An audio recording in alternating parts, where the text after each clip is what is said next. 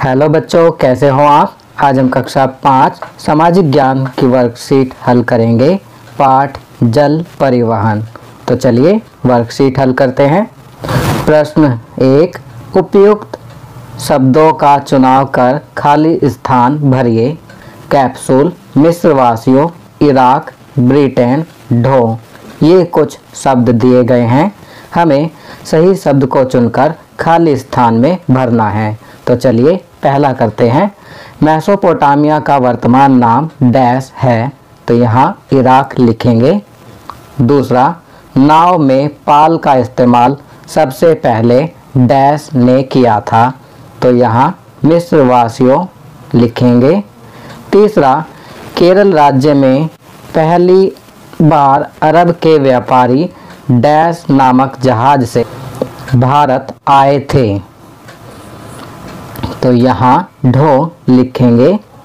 चौथा, डैश में पहला स्थायी जहाज का कारखाना बनाया गया था, तो यहाँ लिखेंगे ब्रिटेन। पांचवा, पनडुब्बी एक बड़े डैश के आकार की होती है, तो यहाँ लिखेंगे कैप्सूल।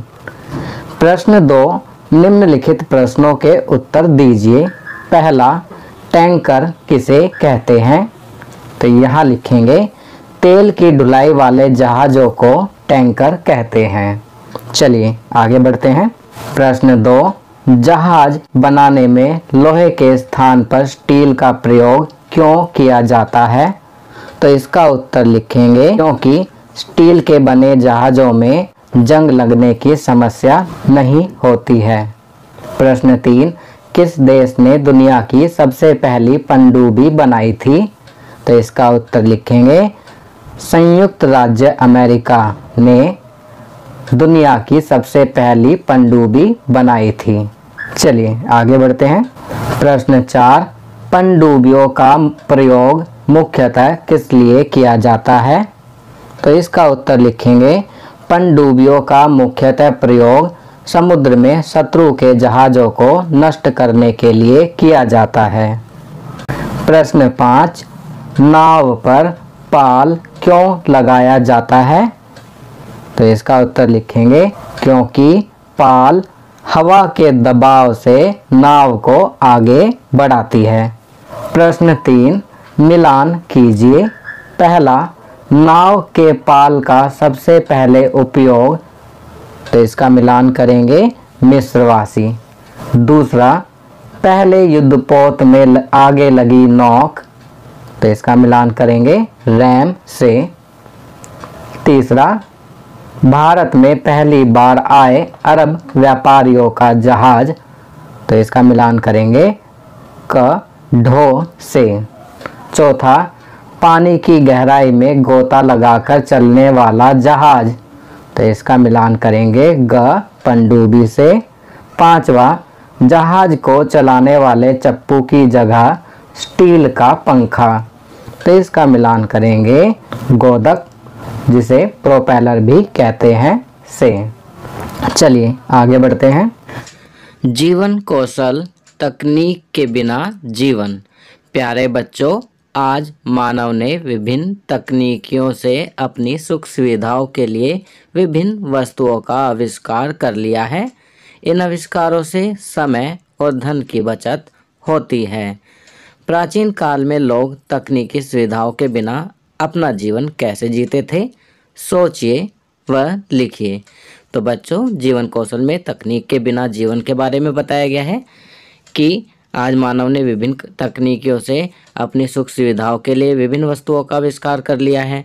इन आविष्कारों से समय और धन की बचत होती है।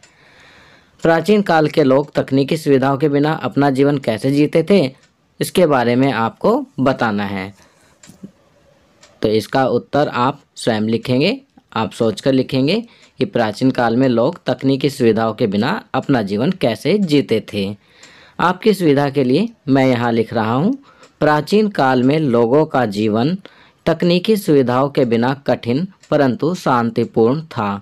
आपस में लोगों का मेलजोल था, परंतु इन सब के बावजूद उनके जीवन में तकनीकी सुविधाएं न होने के कारण कुछ कठिनाइयां भी थी, जैसे दूर दराज रहने वाले लोगों से बातचीत कर पाना बहुत मुश्किल होता था।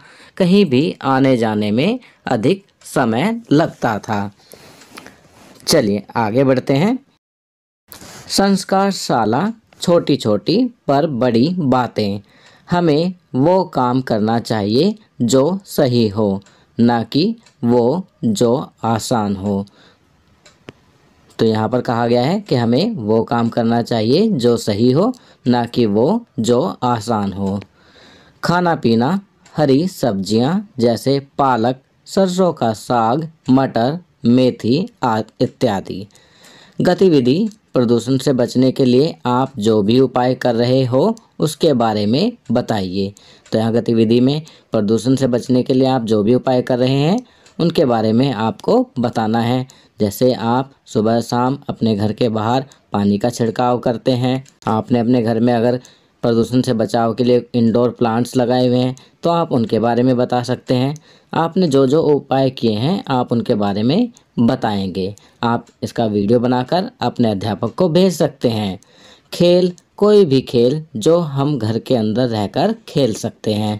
तो यहाँ आपको कोई भी एक खेल जो घर के अंदर रहकर खेला जा सकता है खेलना है। चलिए आगे बढ़ते हैं। दैनिक दिनचर्या, निम्नलिखित आदतों को अपनी दिनचर्या में शामिल करें। अपने माता पिता का अभिवादन करके अपने दिन की शुरुआत करें। अपने दांतों को दिन में 2 बार ब्रश करें। प्रतिदिन स्नान करें। खूब पानी पिएं और संतुलित आहार लें। अपने चेहरे को छूने से बचें और अपने हाथों को बार बार धोएं। अपना गृह कार्य समय पर पूरा करें। तो बच्चों, यहाँ पर कुछ अच्छी आदतें बताई गई हैं जिन्हें आपको अपनी दैनिक दिनचर्या में अवश्य शामिल करना चाहिए। तो बच्चों, ये वर्कशीट यहाँ कंप्लीट होती है। अगर ये वीडियो आपको अच्छी लगी तो इसे लाइक एंड शेयर ज़रूर करें। अन्य विषयों पर बने हमारे लेटेस्ट वीडियोस को देखने के लिए चैनल को सब्सक्राइब करना ना भूलें और देखते रहिए हमारा channel knowledge kingdom. Thank you.